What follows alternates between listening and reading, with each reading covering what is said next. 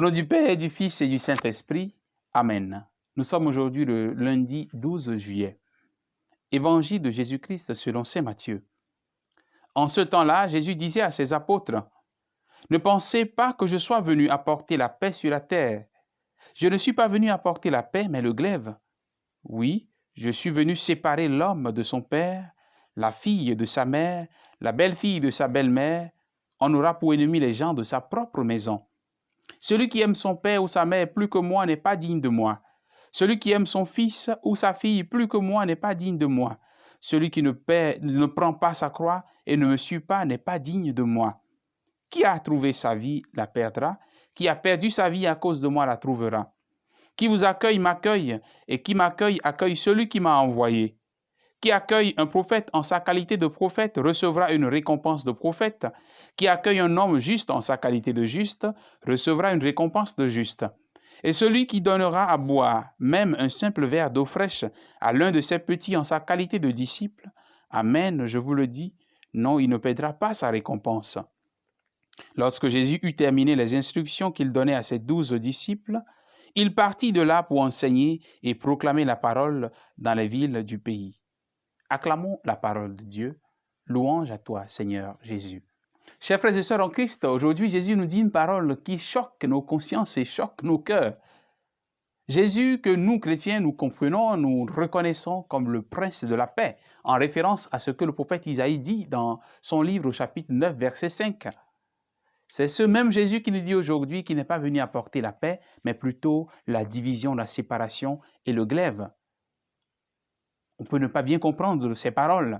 Mais le glaive dont il s'agit, c'est celui qui sépare le bien du mal, la vérité du mensonge, le vrai du faux. Jésus s'adressait donc à ses apôtres ou à ses disciples. Il voulait leur dire que pour le suivre, il faut faire un choix radical et se positionner face au monde qui parfois veut nous entraîner dans des situations. Aujourd'hui encore, beaucoup de fois, nous sommes face à des façons de faire, à des façons de penser, à des idéologies qu'il y a dans le monde. Et parfois, nous sommes tentés de dire, chacun libre de faire ce qu'il veut, ou bien, bon, tout est bien, si ça arrange les gens.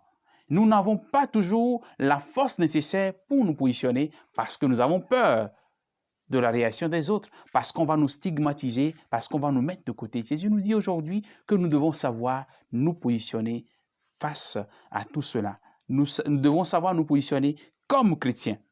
C'est le choix de la lumière contre les œuvres des ténèbres qu'il y a dans ce monde. Choisir donc, c'est éviter ce flou et se positionner même devant le grand danger qu'il peut avoir. Jésus va jusqu'à dire, l'homme sera contre son père, le fils contre son père, la belle-fille contre sa belle-mère, etc. Pour dire, même quand il s'agit des gens proches de nous, des gens de notre propre maison, il faut savoir nous positionner. Quand on choisit Jésus, on ne doit plus regarder en arrière. Quand on choisit Jésus, on ne doit pas faire les choses pour contenter les gens, mais on doit agir en fonction de notre foi. Demandons au Seigneur la grâce d'être pénétré par sa parole. Que sa parole soit comme ce glaive qui divise en nous ce qu'il y a de bon d'un côté, ce qu'il y a de mal, pour que nous puissions rejeter ce mal en nous et garder, grandir dans le bien. Qui nous bénisse et qui nous garde dans sa paix, lui qui est notre Dieu pour les siècles des siècles. Amen. Au nom du Père et du Fils et du Saint-Esprit. Amen.